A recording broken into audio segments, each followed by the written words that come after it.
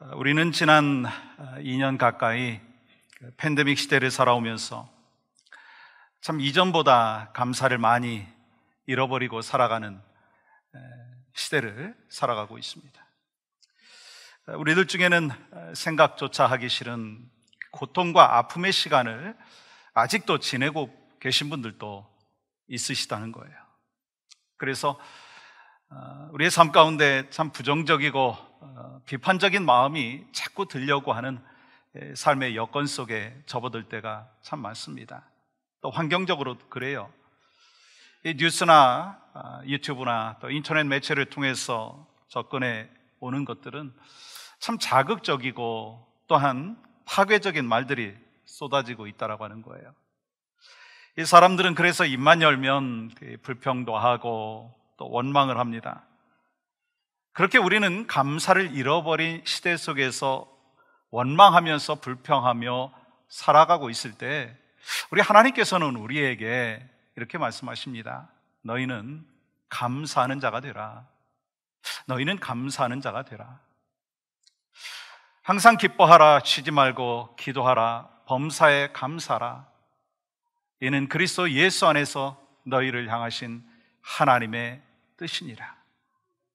하나님께서 여러분과 저를 향한 마음은, 여러분과 저를 향한 기대하심은 모든 상황 속에서 감사하는 것이다 라고 하는 것입니다. 여러분, 누가 감사할 수 있을까요? 고난이 없는 사람이 감사할 수 있습니까? 문제가 없는 사람만이 감사할 수 있습니까? 이 타임즈가 20세기 가장 영향력 있는 사람 중에 한 사람으로 꼽은 사람이 있는데 그 사람은 오프라 윈프리입니다. 1954년 미시시피주에서 흑인 사생아로 태어나서 외할머니 손에 자랐습니다.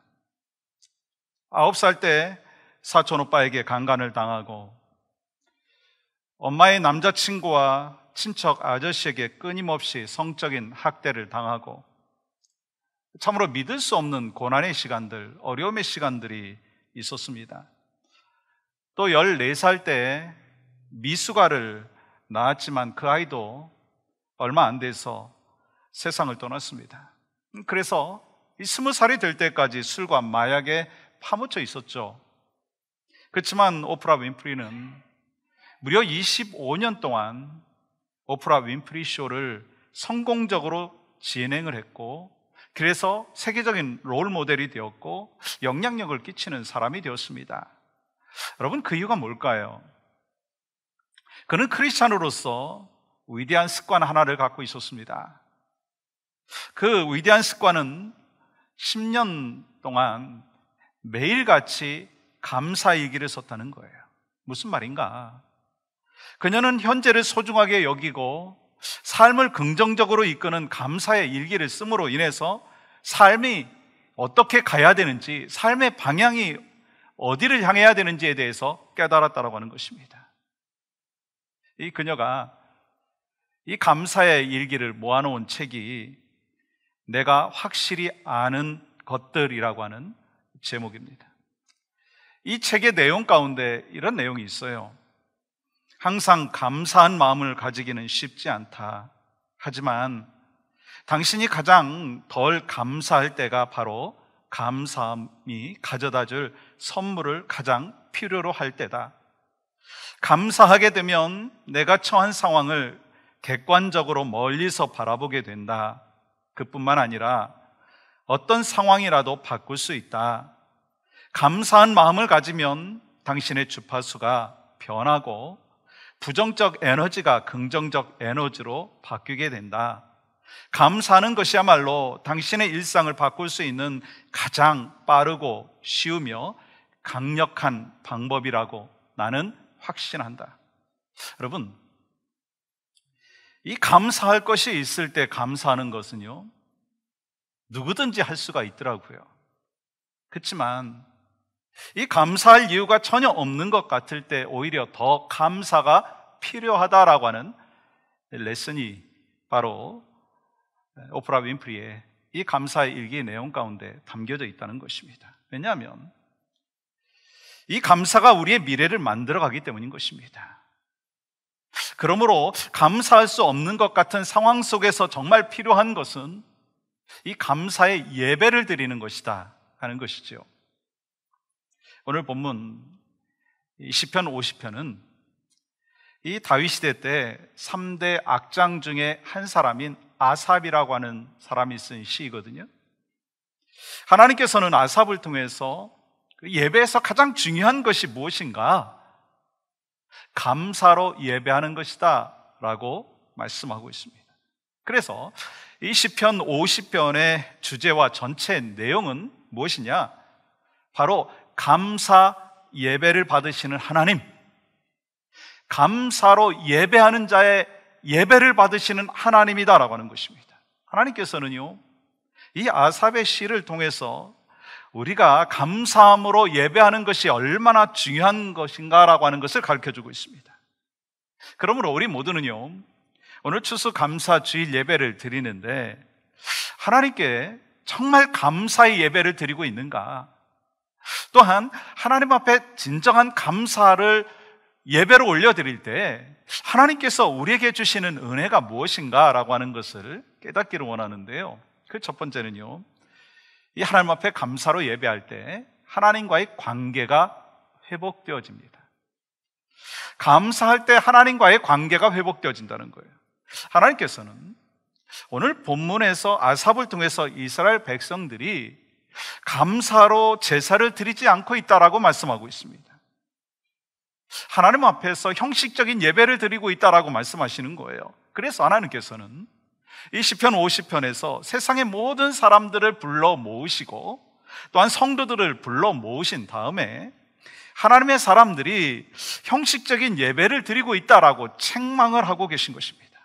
그렇다면 여러분, 그들이 어떻게 하나님 앞에 예배를 드렸기에 하나님께서 온 세상 사람들을 불러 모으실 만큼 안타까워 하셨느냐라고 하는 거예요. 여러분, 그들이 예배하는 그 예배의 모습이요, 8절에 이렇게 기록이 되어 있습니다. 나는 내 재물 때문에 너를 책망하지는 아니하리니 내 번제가 항상 내 앞에 있음이로다. 그들은 항상 번제물을 갖고 예배를 드렸습니다. 집에 있는 수소와 수염소를 가져와서 항상 예배를 드렸다는 거예요. 여러분, 얼마나 귀한가요? 빠지지 않고 예배했을 뿐만 아니라 항상 제물을 드렸습니다. 그러므로 지금 하나님께서는요, 언약 백성인 이스라엘 백성들을 책망하시고 경고하시는 이유가 그들이 제사를 드리지 않고 제물을 드리지 않았기 때문이다 라고 말씀하시는 게 아니라는 거예요. 그들은 정해진 시간에 정해진 방법으로 꼬박꼬박 제사를 드렸고 정해진 만큼 제물을 하나님 앞에 올려드렸습니다. 그렇지만 문제가 있었어요. 그들의 예배는 겉으로는 그럴싸할 뿐 감사의 마음으로 예배하지 않았다라고 하는 것입니다. 그래서 여러분, 오늘 본문 13절은 이렇게 말씀하고 있는 걸 보게 되죠. 내가 수수의 고기를 먹으며 염소의 피를 마시겠느냐? 무슨 말씀이에요? 너희들이 아무리 헌금을 많이 해도 그 헌금을 받지 않으신다라고 하는 거예요. 왜요? 12절에서 이렇게 말씀을 하고 있습니다. 내가 가령 줄여도 내게 이르지 아니할 것은 세계와 거기에 충만한 것이 내 것이미로다. 온 세상의 것이 하나님의 것이다라고 말씀하시면서 내가 너희의 것을 먹기라도 하겠느냐? 다시 말씀드리면 하나님께서는 지금 너희들이 드리는 그 제사, 예배, 그게 정말 예배냐? 그게 정말 제사냐? 라고 묻고 계신 거예요. 여러분, 왜 이런 질문을 하고 계시냐라고 하는 거예요. 제사를 드렸지만 제사를 드리는 그들의 마음속에 감사가 없었다라고 하는 거예요. 지금 하나님께서는요, 이 지금 제사의 횟수나 그 제물의 양에 대해서 문제 삼고 계신 것이 아니라는 거예요. 이스라엘 백성들이 하나님 앞에 제사를 드렸지만 그 제사는 가식적인 제사여 형식적인 제사를 드렸다라고 하는 거예요. 왜 그러면 그들이 가식과 형식으로 제사를 드렸어요? 왜 그렇게 말씀하시는 거예요? 감사한 마음이 없었다는 거예요. 그렇다면 왜 그들이 감사한 마음이 없이 제사를 드렸느냐라고 하는 거예요. 그들이 갖고 있는 소유의식이 잘못되었다라고 하는 거예요. 내가 갖고 있는 것을 드린다라고 생각하니까 감사가 없는 거예요. 그래서 이 본문 10절과 11절에서 모든 것이 하나님의 것이다 라고 말씀을 하시는데요, 10절 말씀 보세요. 한번 같이 읽어보겠습니다. 시작. 이는 산림의 짐승들과 무산의 가축이 다 내 것이며 산의 모든 새들도 내가 아는 것이며 들의 짐승도 내 것이미로다. 하나님께서는 이 제물을 드리는 그 이스라엘 백성들을 향하여 뭐라고 말씀하셨다고요? 가식적이고 형식적인 것을 드리고 있다라고 하는 것을 말씀하시면서 지금 너희들이 갖고 있는 그것이 너희의 것이 아니라 나의 것이다 라고 하는 것을 말씀하십니다. 그러면서 온 세상의 것이 다 내 것이다 라고 하는 것을 너희들이 기억해야 된다라고 말씀하시면서 또한 뭐라고 말씀하시느냐면 14절 보세요. 감사로 하나님께 제사를 드리며. 여러분, 하나님께서는요, 우리의 마음의 중심을 보시는 하나님이십니다. 근데 이스라엘 백성들은 제사를 드리는데 감사하는 마음이 없었어요. 어쩔 수 없이 의무감 때문에 형식적으로 드렸다는 거예요. 여러분, 그들은요, 세상의 종교에서 제사를 지내는 것과 같은 모습이었다라고 하는 거예요. 여러분, 세상의 종교에서 제사를 드리는 것과 우리 믿음의 백성들이 하나님 앞에 예배를 드리는 것과 뭐가 다르죠? 세상의 종교는요, 신의 노여움을 달래기 위해서, 신의 축복을 더 얻기 위해서 제사를 드립니다. 내가 믿는 신에게 많은 것을 드리면 더 많은 것을 줄 것이다 라고 하는 기대함으로 제사를 지냅니다. 마찬가지로 이스라엘 백성들도요, 하나님께 제사를 드린다고 하면서 딜을 한 거예요. 거래를 한 거예요. 내가 하나님 앞에 더 많은 재물을 드릴 테니 더 많은 복을 주십시오. 딜을 하고 있는 것입니다. 그러니까 감사하는 마음이 없는 것이 당연한 거 아니겠어요? 그렇지만 하나님의 사람인 여러분과 저는 오늘 추수감사 예배를 드리면서 어떠한 마음으로 예배를 해야 되느냐라고 하는 건 너무나 잘 알고 있습니다. 하나님께서 베풀어 주신 그 은혜, 하나님께서 허락해 주신 그 사랑, 하나님이 우리 가정에게, 교회에게 주신 그 복 감사하면서 예배를 드리는 것입니다. 그런데 언약 백성인 이스라엘 백성들은 감사하는 마음이 없이 예배를 드렸다라고 하는 거예요. 그러므로 하나님께서는 그렇게 감사함이 없이 예배하는 자들을 향하여 너희가 드리는 예배가 참 예배냐? 라고 말씀하시는 거예요. 그러면서 뭐라고 말씀하시느냐면 22절 보십시오. 하나님을 잊어버린 너희요. 말로는 하나님을 안다고 하지만 실제로는 하나님을 잊어버렸다는 거예요. 여러분, 하나님에 관하여 아무리 많은 지식을 갖고 있다 한다 할지라도 그거 뭐 하겠어요? 하나님을 마음의 중심에 모시지 않는다면 그것은요, 하나님을 모르는 것과 마찬가지라고 하는 것입니다. 그러니까 우리에게 정말 중요한 것은 어떤 상황 속에서도 하나님의 주권을 인정하는 것, 그 속에서 하나님의 은혜를 기억하고 하나님의 인도하심을 기억하는 것이 참된 믿음의 여정의 삶 가운데 우리가 가져야 될 마음이고 또한 삶의 예배라고 하는 것입니다. 여러분, 하나님을 떠난 인생은요, 진정한 이 감사의 삶을 살 수가 없습니다. 그러니까 지금 하나님은 하나님을 잊어버린 너희여라고 하는 것은요, 어떤 상황 속에서도, 주어진 환경 속에서도 너희들이 감사하지 못하고 있다라고 하는 것입니다. 너희들은 하나님과의 인격적인 관계를 깨진 채로 그렇게 많은 재물을 드렸는데 그런 재물은 필요 없다. 내가 원하는 것은 너희들의 마음속에 나오는 감사의 마음이다라고 하는 거예요. 내가 너희들을 어떻게 구원했고, 내가 너희들을 어떻게 사랑했고, 내가 너희들을 어떻게 인도했는지 너희들이 아는 것이 중요하다. 그 감사의 마음을 갖고 있는 것이 중요하다라고 하시면서 너희들의 진정한 감사의 고백을 듣고 싶구나라고 말씀하시는 거예요. 지금 우리에게 주시는 말씀, 저에게 주시는 말씀, 이 마음이 하나님의 마음인데 너희들이 어떤 마음으로 지금 하나님 앞에 추수감사 예배를 드리고 있느냐, 감사의 삶을 살고 있느냐, 주님이 지금 도전하고 계시다고 하는 거예요. 이스라엘 백성들이요, 하나님께 진정한 감사를 어떻게 하면 드릴 것인가 라고 하는 것에 대하여 관심이 있는 것이 아니라 어떻게 하면 더 많은 축복을 받을 것인가 라고 하는 것에 더 관심이 있었다라고 하는 것입니다. 그렇기 때문에 너희들은 나와 아무런 관계가 없다라고 말씀하시는 거예요. 그렇다면 여러분, 우리가 드리고 있는 이 추수 감사 예배는 어떤 예배인가라고 하는 거예요. 목사인 제가, 성도인 여러분이, 우리 모두가 지금 하나님 앞에 올려드리고 있는 이 예배가 어떤 예배냐라고 하는 것입니다. 죄와 허물로 망가졌던 여러분과 저였어요. 하나님과의 관계가 완전히 깨졌던 여러분과 저였어요. 근데 하나님께서 독생자 예수 그리스도를 우리에게 보내주시고 십자가에 못 박게 하시고 생명의 길을 우리에게 허락하여 주셨고 우리가 예수 그리스도를 영접함으로 인하여 하나님의 사람이 되었습니다. 그래서 구원받은 믿음의 백성이 되었습니다. 여러분, 이것이 우리의 삶에 있어서 가장 중요한 감사의 제목이 되어야 되지 않겠습니까? 그래서 구원받은 사람은요, 감사할 수밖에 없다는 거예요. 거꾸로 말하면은요, 하나님께 감사하는 마음이 없는 사람은 이렇게 질문할 수도 있습니다. 정말 구원받은 사람인가? 정말 하나님 앞에 감사하는 마음이 없는 사람은요, 구원받은 사람인가라고 하는 것을 의심해 봐야 된다고 하는 거예요.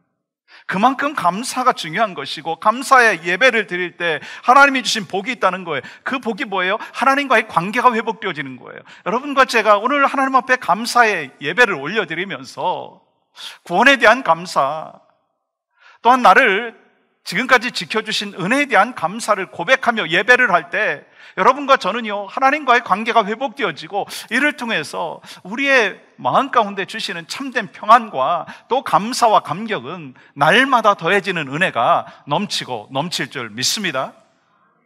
그것이 바로 하나님께서 우리에게 주시는 메시지입니다. 또 우리가 하나님 앞에 감사의 예배를 드릴 때 두 번째는요, 하나님께 영광을 돌리게 된다는 거예요. 오늘 본문 23절 말씀 이렇게 기록합니다. 감사로 제사를 드리는 자가 나를 영화롭게 하나니, 감사로 제사를 드리는 자가 하나님께 영광이 된다라고 말씀하시죠. 다시 말해서 이 감사함으로 예배할 때 하나님께 영광이 된다는 것, 이 하나님께서 기뻐 받으시는 예배는요, 막 수준 높은 찬양이 아니라 화려한 이런 조명이 아니라 또 영상이 잘 만들어진 그런 것이 아니라 진심으로 감사하는 마음이다라고 하는 거예요. 여러분과 저의 인생의 목적이 무엇인가요? 우리는 날마다 그 질문 앞에 서야 합니다. 젊었든지 노년의 시기를 걸어가든지 항상 질문을 해봐야 되는 거죠. 내 인생의 목적이 무엇인가? 지금 내 인생의 목적이 무엇이고 그 목적대로 제대로 달려가고 있는가 하는 거예요. 여러분과 저의 인생의 목적이 뭐죠? 하나님 앞에 영광을 올려드리는 것입니다. 하나님 앞에 영광을 올려드리는 것이고 하나님 앞에 기쁨을 올려드리는 것입니다.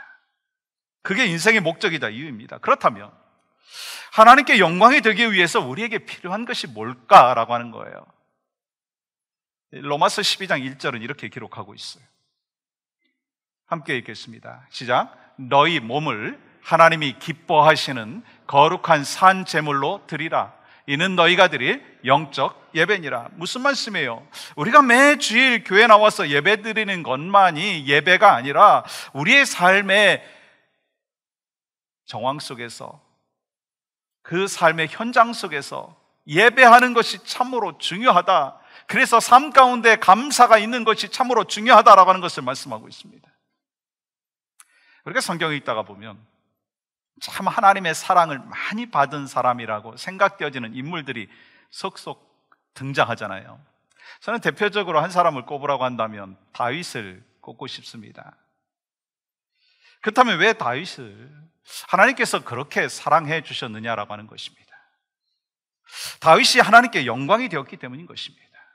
여러분, 구약에 나오는 이 감사라고 하는 단어가 122번 나온다고 하더라고요. 근데 그 중에서 34번이 다윗이 감사한 고백이라는 거예요.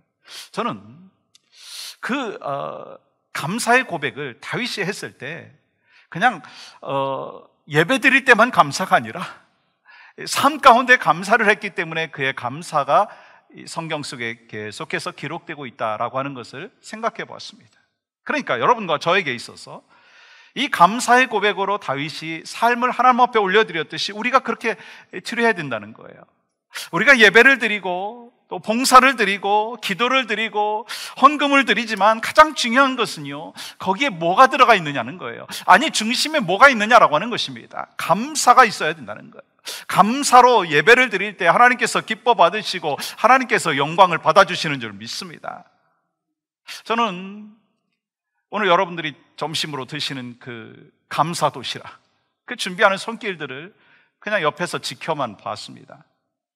근데 그분들이 수고하고 헌신하면서 저는 그분들의 그 마음 가운데 뭐가 있을까라고 하는 생각을 해봤습니다.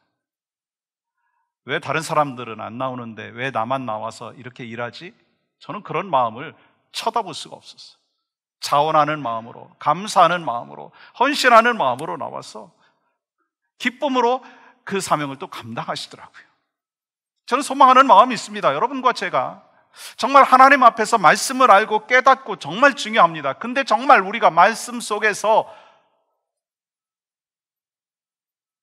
진리를 깨닫고 그 말씀대로 살아가고 있느냐라고 하는 거예요. 그 질문 앞에서 우리는요, 항상 넘어질 때가 많습니다. 그래서 그런 말을 많이 하죠. 입으로만 잘한다고, 머리로만 잘한다고. 여러분, 하나님께서 여러분과 저를 향하여 기대하시는 것은 봉사하고 섬기고 예배하고 헌물 드리고 또 기도하는 여러 가지의 삶의 여건 속에서 또 삶의 현장 속에서 정말 내가 하나님 앞에 감사의 고백을 올려드리고 있느냐라고 하는 것입니다. 그게 바로 필요하다라고 하는 것을 우리 하나님이 말씀하고 계신 거예요. 하나님께서는요, 우리의 중심을 보시기 때문에 자기 만족과 형식적인 예배를 받지 아니하십니다. 여러분, 오늘 본문에서는요, 예배 그 자체가 하나님을 영화롭게 한다고 말씀하지 않습니다. 하나님은 형식적인 예배를 받지 아니하십니다. 그렇기 때문에 예배자의 마음 가운데 감사하는 마음이 없다 하면 하나님을 영화롭게 하실 수 없다는 거예요. 하나님 앞에 기쁨으로 예배하는 것이 아니라고 말씀하는 것입니다. 여러분, 우리가 왜 감사하지 못하고 불평할까요? 이 초점이 잘못되어 있기 때문이다라는 거예요. 여러분, 한 가지 좀 어려운 질문을 해보겠습니다. 여러분, 예배는요, 누구를 위해서 드리는 것입니까? 1번 하나님, 2번 나. 누군가요?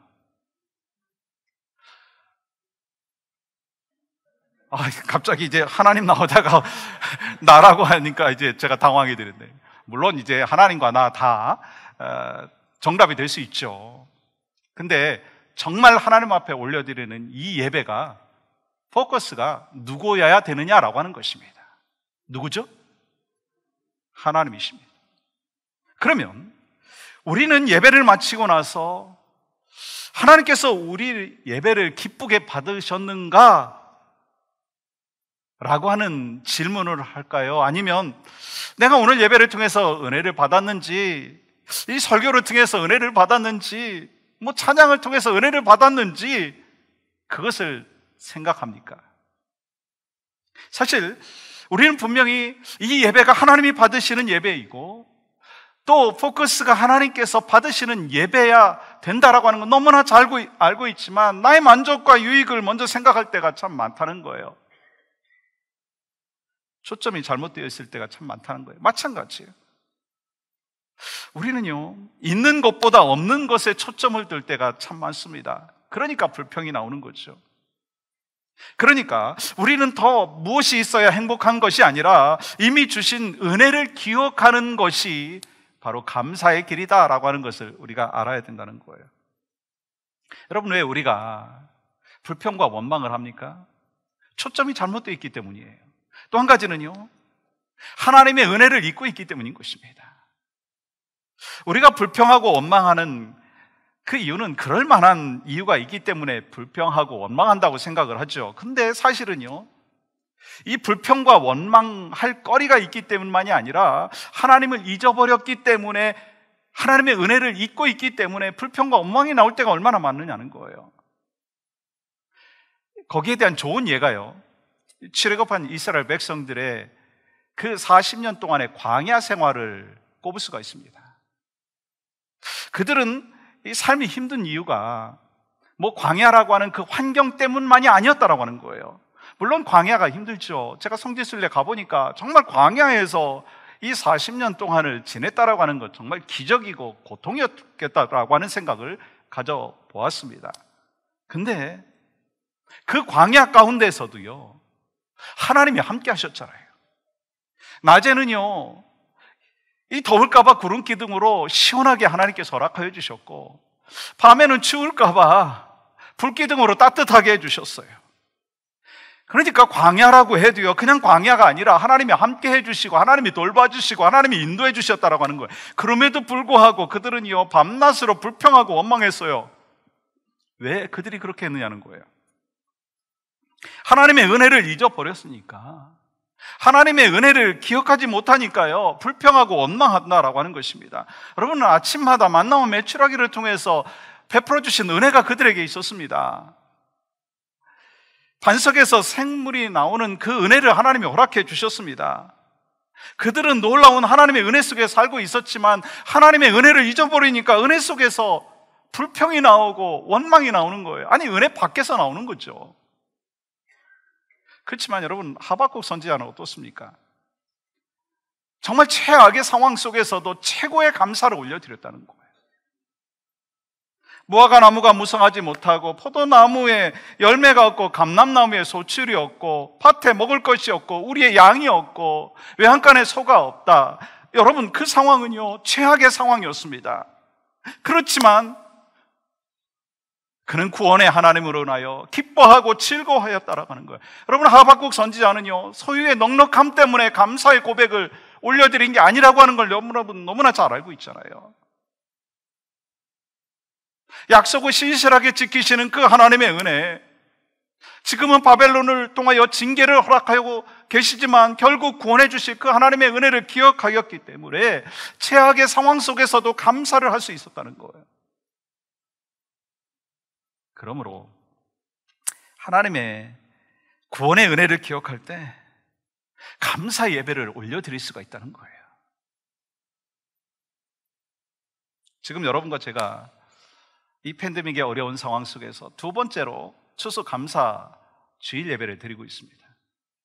여러분, 어떤 마음으로 드리고 있습니까? 우리의 마음에 하나님께서 정말 나를 구원하여 주시고 은혜를 베풀어 주시고 또 삶 가운데 정말 블레싱을 허락하여 주셨다라고 하는 것을 기억하고 하나님의 놀라우신 은혜를 회복하며 예배하고 있느냐라고 하는 거예요. 수십 년 신앙생활을 했기 때문에 수십 번 경험한 추수감사 주일이 아니라 앞으로 나에게 허락되어질 이 추수감사 주일이 몇 번 될까라고 하는 생각을 한번 해보십시오. 아무도 모릅니다. 그러나 정말 하나님이 원하시는 것이 뭔가, 한 해 한 해를 살아가면서 정말 하나님 앞에 감사의 예배를 올려드리고 구원의 감격을 하면서 하나님 앞에 올려드릴 때 그 예배가 바로 하나님 앞에 영광이 된다라고 하는 것을 생각한다면, 우리는 매년 다가오는 추수감사주일이지만 매번 하나님 앞에 진정한 감사를 올려드릴 때 이를 통해서 하나님 앞에 영광이 된다는 거예요. 여러분, 성경은 분명히 우리에게 그것을 증언하고 있습니다. 23절 말씀 보세요. 감사로 제사를 드리는 자가 나를 영화롭게 하나니 그의 행위를 옳게 하는 자에게 내가 하나님의 구원을 보이리라. 사랑하는 여러분, 오늘 추수감사 예배를 드리며 여러분에게 감사가 있으십니까? 오늘 추수감사 예배를 드리며 여러분에게 감사가 있으십니까? 감사로 예배할 때 하나님께서 영광을 받으신다는 거예요. 소망하고 기도하기는 여러분의 각자의 마음 가운데 감사가 흘러 넘치기를 원합니다. 여러분의 삶 속에서 하나님께서 은혜를 베풀어 주신 것을 기억하며 감사가 넘쳐야 된다는 거예요. 그래서 우리가 그 하나님의 은혜에 대하여 고백하지 않습니까? 이 복음성각 가사처럼 내가 누려왔던 모든 것들이, 내가 지내왔던 모든 시간들이, 내가 걸어왔던 모든 순간들이 당연한 것이 아니었습니다. 하나님의 은혜였습니다. 모든 것이 하나님의 은혜였습니다. 은혜였습니다.